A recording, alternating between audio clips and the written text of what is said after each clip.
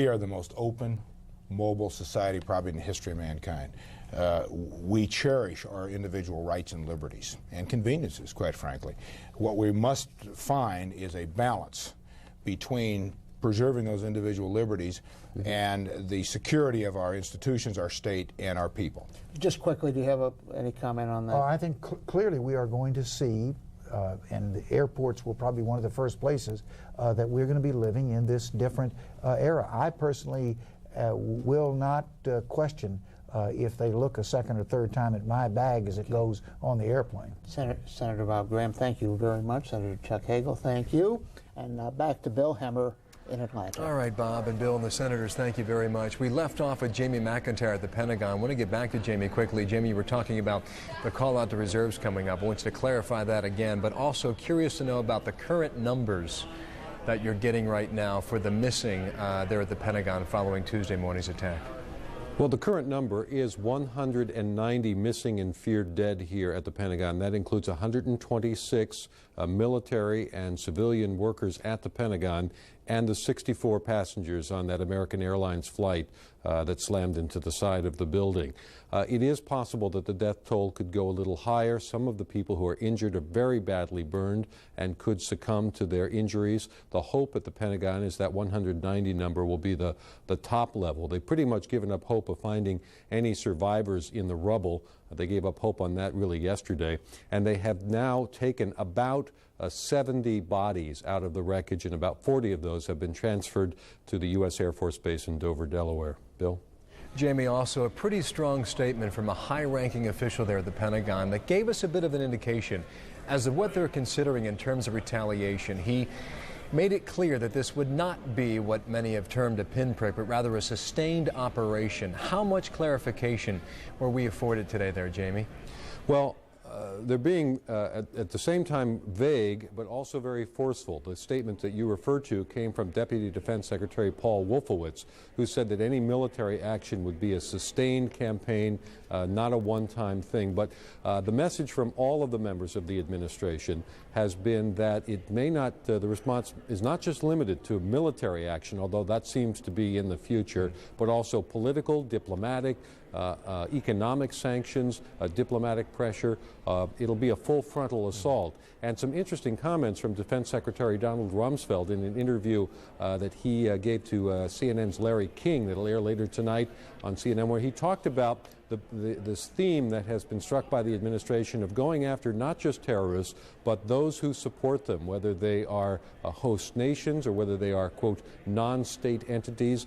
But if you can't get Osama bin Laden, the theory is here at the Pentagon, then you can get the people who support him. And Secretary Rumsfeld said that if nations or others harbor terrorists or if they support terrorists, he said, even tolerating terrorists in your country, it makes you as responsible as the terrorists themselves. So a very strong hint going out that the United States is considering taking action, not just military, also economic, diplomatic, against those who support people like Osama bin Laden and other suspected terrorists. Jamie, quickly here, what indications have you been given about U.S. military preparations, in a manner of speaking? Have aircraft carriers been moved? Have planes been on the ready? What are you hearing?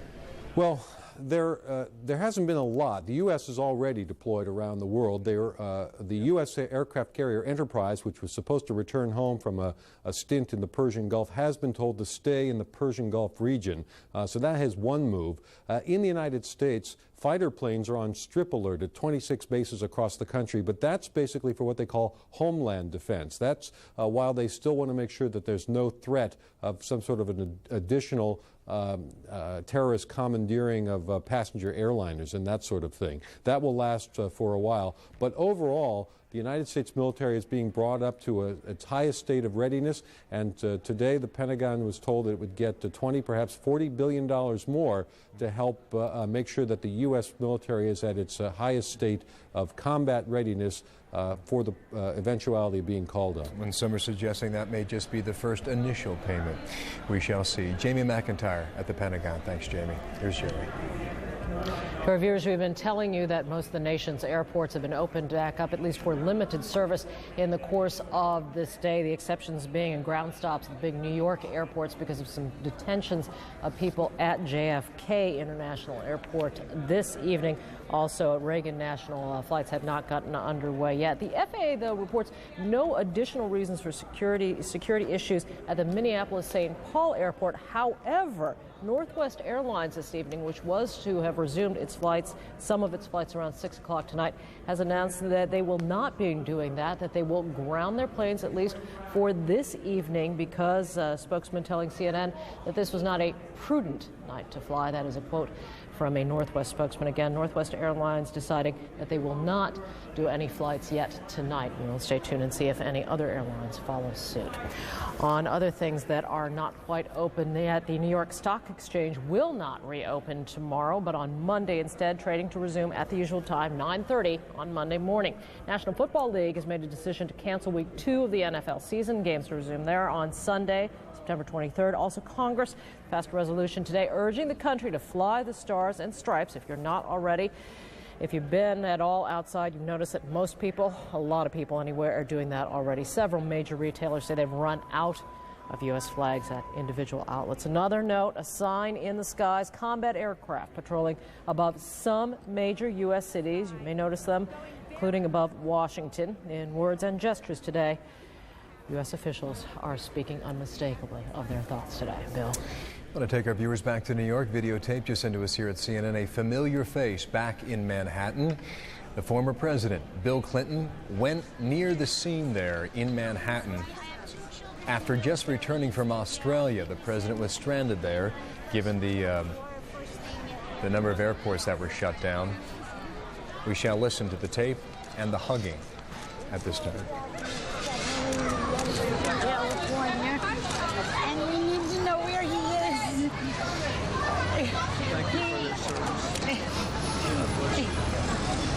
Was this touch so much? They're still fighting people. Don't lose hope. Thank you very much.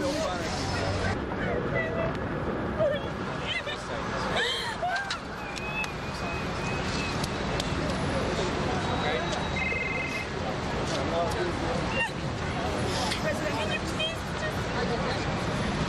ask everybody to just tell us, give us a lead, let us know where him and his co-workers may be. Former President Bill Clinton back in New York today.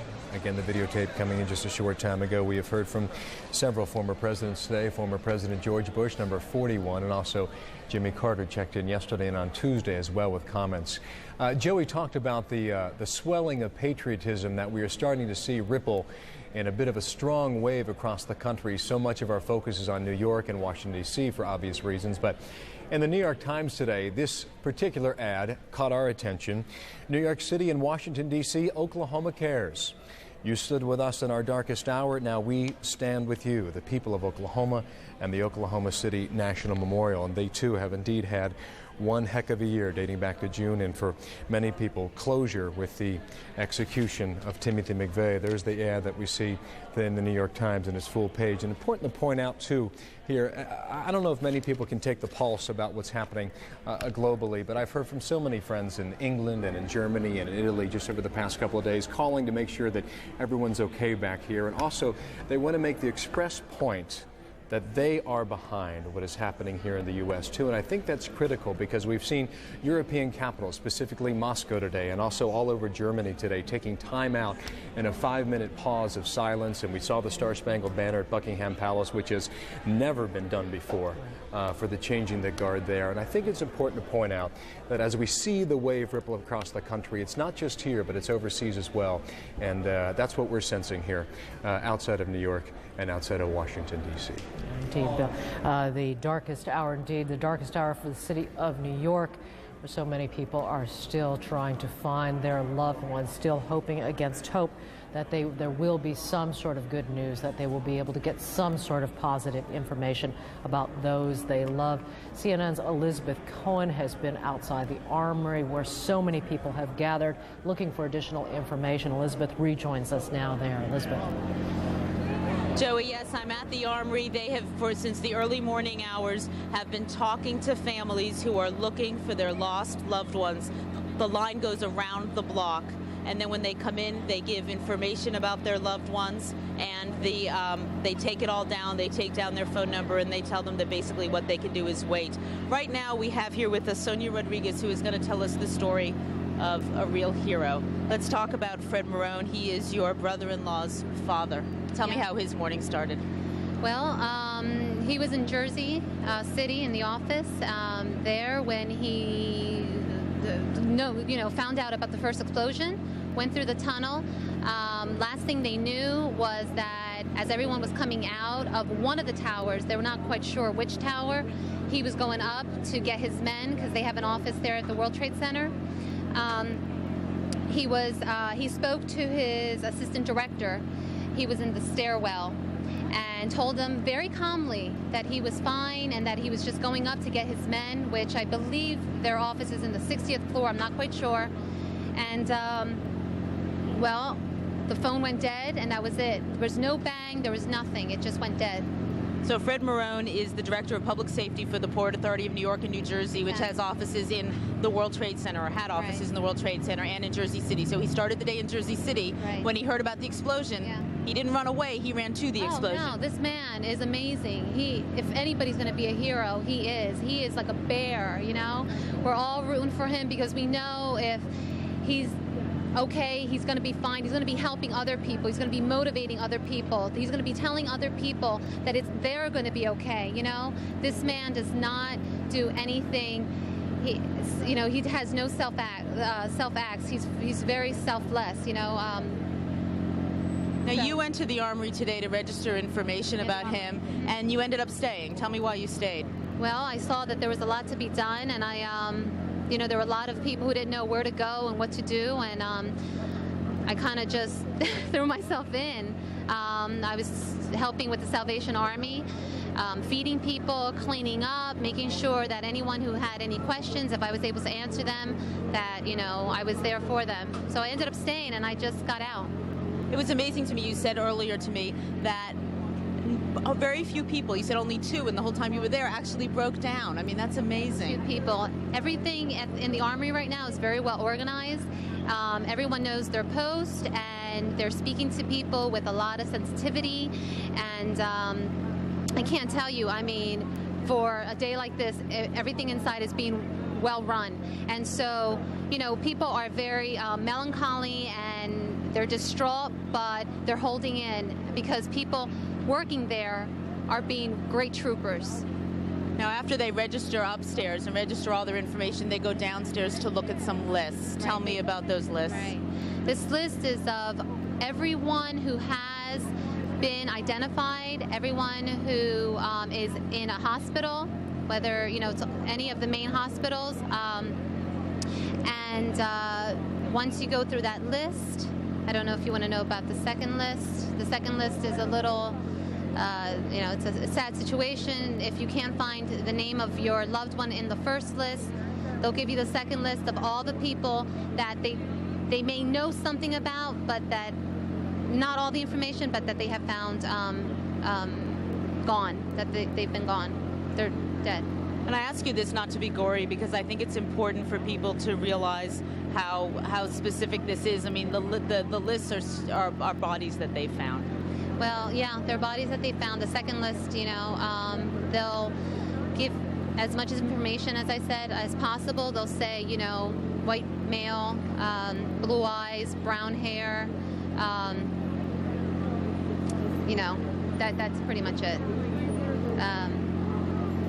Sonia, thank you. I know you've had a horrible day, and for your own family, but you've helped many other families. Yeah, his family wants to let everyone know that they are so proud of him, and they're so proud of all the Port Authority officials and everyone who has been helping out. They want to give their thanks and condolences to all their family and friends if they haven't, found them. And Mr. Marone has a good troop behind him, so we're just doing the best we can. Thank you very much for this. Thank you. Thank you. We want to talk also with some other families who have gathered here. As you can see, we're catty-corner to the Armory, where families are coming to register information. And so the media is here. People are gathering to the media, wanting to tell their stories, wanting to give every detail that they can about their lost loved one in the hopes that someone